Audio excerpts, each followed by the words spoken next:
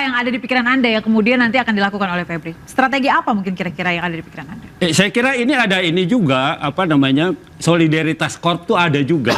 Solidaritas ya, korps, oke. Karena kejaksaan yang menangani. Makanya saya bilang, ini sudah cukup alasan bagi KPK untuk mengambil alih. Sebenarnya itu yang harus dilakukan KPK itu. Karena apa? Kelihatan gitu, apa namanya, tidak kelihatan netralitasnya, tetapi lebih ada keberpihakannya gitu. Nah, karena itu sudah menjadi faktor yang sebenarnya oleh KPK harus dipertimbangkan gitu. Ya, Anda masih diinterupsi bersama saya ya Nufus. Saya ke Pak Fikar lagi, Pak. Ini menarik sekali ketika kita membahas status hukum seorang Febri Adriansyah hingga saat ini yang juga masih belum ditahan begitu. Kalau menurut Anda melihat dalam waktu dekat ini seperti apa nih Pak penyidikan yang akan dilakukan? Gini, penahanan itu bagian dari kewenangan penegak hukum, ya, penyidik atau penuntut umum atau bahkan pengadilan gitu. Nah, di situ ada itu, di KUHP itu diatur urgensinya. Apakah dia akan melarikan dia? Apakah dia akan ada potensi menghilangkan barang bukti? Nah, itu yang sebenarnya menjadi pertimbangan yang sangat pokok tuh itu, gitu. Nah, menurut saya dengan kedudukannya seperti sekarang ini, ya, atau mantan Jampitsus, potensi itu ada, gitu. Dia setiap hari bergaulnya dengan perkara.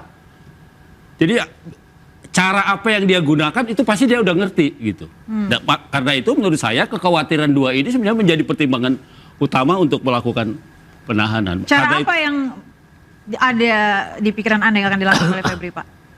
Kenapa? Cara apa yang ada di pikiran Anda yang kemudian nanti akan dilakukan oleh Febri? Strategi apa mungkin kira-kira yang ada di pikiran Anda? Saya kira ini ada ini juga, apa namanya, solidaritas korp tuh ada juga. Solidaritas ya, korps, oke. Karena kejaksaan yang menangani. Makanya saya bilang, ini sudah cukup alasan bagi KPK untuk mengambil alih. Sebenarnya itu yang harus dilakukan KPK itu. Karena apa? Kelihatan gitu, apa namanya, tidak kelihatan netralitasnya, tetapi lebih ada keberpihakannya gitu. Nah, karena itu sudah menjadi faktor yang sebenarnya oleh KPK harus dipertimbangkan gitu. Oke. Nah, cuma kan soalnya adalah KPK juga isinya jaksa-jaksa juga. Oke, jadi ini adalah suatu kasus yang agak rumit juga ya. Saya ke Mas Yudi. Ya. Anda sependapat tidak dengan Pak Fikar? Ya, bagi saya gini. Sekarang kita udah lihat yang faktual aja menurut saya kan. Bagaimana kita kemudian ya mengawasi ya kinerja teman-teman penyidik, apalagi ini kan ada tim 9. Itu kan senior-senior semua. Ya, tentu nanti akan ada tambahan penyidik-penyidik muda ya dari kejaksaan. Nah, tapi bagi saya bahwa kasus ini sebenarnya harusnya bisa berkembang.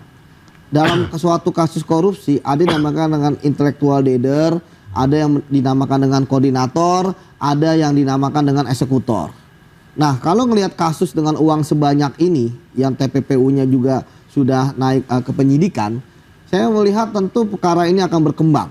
Entah itu berkembang ke atas, berkembang ke samping, atau berkembang ke bawah. Karena tidak mungkin hanya dua tersangka ini. Kasus korupsi itu tadi saya katakan melibatkan sistem, melibatkan jaringan, melibatkan orang-orang yang banyak. Nah, sekarang yang harus dicari adalah sebanyak uang-uang sebanyak itu kan saya lihat itu kan macam-macam bentuknya. Ada yang bentuknya itu mata uang dolar Amerika, dolar Singapura, kemudian rupiah. Dan masing-masing itu ada yang terlihat mata uangnya, ada yang kemudian dibungkus kertas coklat, ya, kemudian ada emas.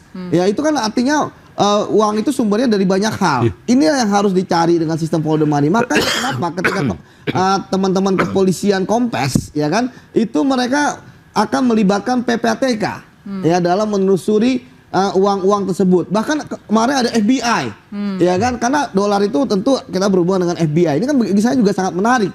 Ya, Amerika juga melihat uang sebanyak, dolar sebanyak itu juga tentu curiga juga.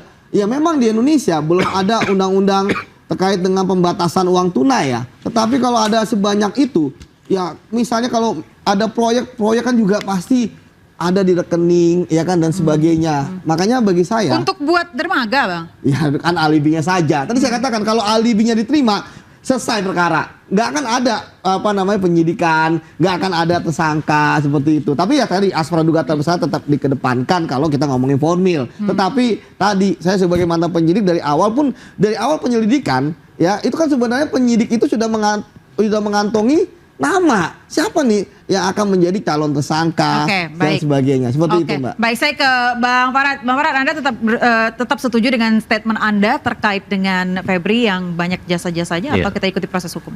Ya, kalau saya lihat Pak Febri juga di samping jasanya banyak dan berhasil ya untuk penegakan korupsi, membawa nama harum buat kejaksaan. Ya ini kan dia cobaan dan ini memang yang dikhawatirkan, sehingga termasuk salah satu penyiapan militer untuk pengawasan pengamanan kan.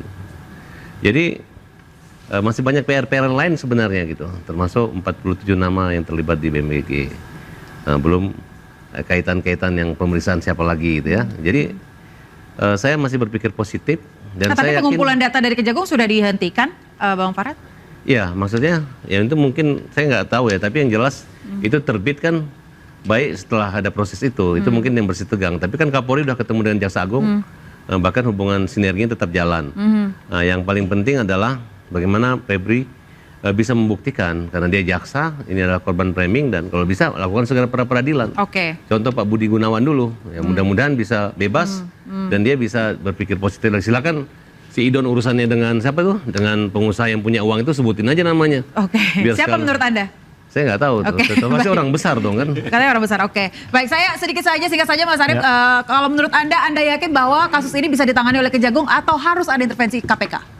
Saya pikir kalau tidak diintervensi oleh KPK, penanganannya akan berujung pada konflik kepentingan dan kompromi, dan bahayanya adalah ya tidak akan kemudian bisa mengusut tuntas tadi koordinator, aktor kalau kata Mas Yudi ya, sampai kemudian ke bawah, ke atas, ke samping itu tidak akan kebongkar. Bahkan yang ada justru ada lokalisir pelaku dan kasus ini tidak akan berkembang kemana-mana. Dan ini tidak akan berkembang kemana-mana. Sangat berbahaya dan jadi presiden buruk. Ya, dan yang jelek nanti bukan hanya institusi berarti kejaksaan. Berarti akan sama seperti kasus Firly Bahuri juga? Mirip, akan seperti itu. Dan bahkan kemudian kepercayaan publik terhadap penegakan hukum di Indonesia ini akan jadi minus. Seperti halnya persepsi korupsi yang terima kasih Bapak-Bapak semuanya sudah hadir dan juga atas waktu Anda semuanya hadir di Studio Interupsi. Pemirsa, kasus Febri Adriansyah ini menjadi ujian besar aparat penegak hukum. Ujian atas independensi, profesionalisme, dan keberanian menempatkan hukum di atas kepentingan.